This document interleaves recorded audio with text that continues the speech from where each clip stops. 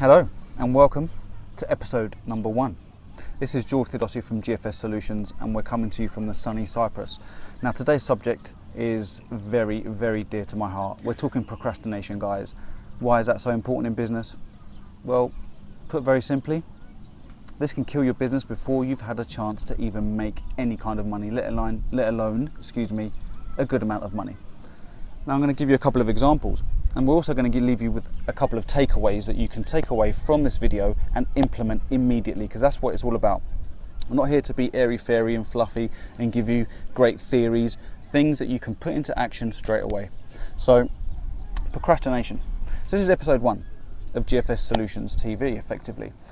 Now, I could have waited and thought, no, I'll do episode 1 and do it even more professionally with great lighting and great backdrop and in the studio and all mic'd up, etc.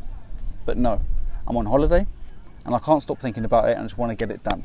I'm going to put it out there. Now, there's a couple of things that we're going to talk about today. And the first one is something that came from one of my mentors, which is Brian Tracy. Now, Brian Tracy has written many books, but one that really hit home with me was a book called Eat That Frog.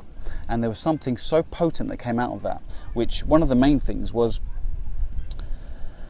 about how to deal with procrastination specifically, but how to really embrace your to-do list. Now, as a business owner, entrepreneur, whatever you like to call yourself, consultant, don't you, like I, seem to have a never-ending to-do list?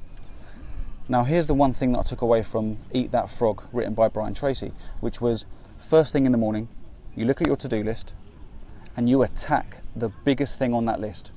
The thing that you've been putting off, the thing you've been dreading, the thing that you've built up to be this really bad thing in your mind. And actually, once you do it, chances are that it's not going to be as bad as you think it was. And then what will also come from that is the confidence. You've just got your biggest thing that you've been avoiding off your to-do list, and then you can move on, and the confidence will roll on to the next task and the next day and the next week, fortnight, month, and so on and so forth in your business. So that's the first thing. Eat that frog. Just go for that big thing that you've been avoiding, that you've built up in your head, and you feel like a piano weight has been lifted off your shoulders. The next thing is another mentor of mine, which is Andy Harrington, who is the founder of the Public Speakers University and the Professional Speakers Academy. Now, one of the things that he feels really strongly about, which he constantly tells us, is don't get ready, stay ready. Let me break that down. If you're in a situation where you're a business owner and you felt that you need to start your own business, you couldn't work for someone else forever, and then you've got an element of perfectionism in you as well. So therefore, by default, you're always waiting for maybe the perfect moment, the perfect time, the perfect subject, the perfect customer, the perfect client, the perfect patient. I could go on all day. There's never going to be a perfect time. There's never going to be a perfect everything.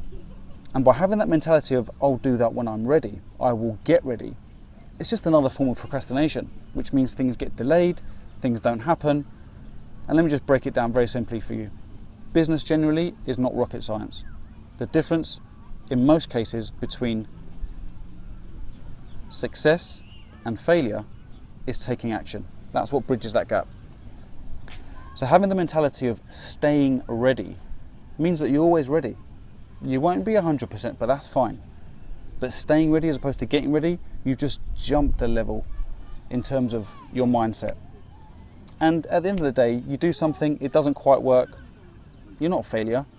Only if you give up and you curl back into a little ball is that you could potentially be considered a failure. But ultimately, look at what you've gained. You've gained an experience. You now know how not to do something, which you can, put it in writing. You can remember it, feel that pain, that sour taste in your mouth of doing something wrong. And you've got that moving forward. But then it also gives you confidence as well, because things will always seem a lot worse in your head than in reality. So that's 2 takeaways to deal with procrastination. Number 1, just kill that biggest thing on your to-do list straight away. That will give you the confidence to move on to the next thing on your to-do list. And number 2, get into the mentality of staying ready. Forget being ready, or getting ready, sorry. Stay ready. I hope you've enjoyed that. And if you have, feel free to like, subscribe, and comment of some type.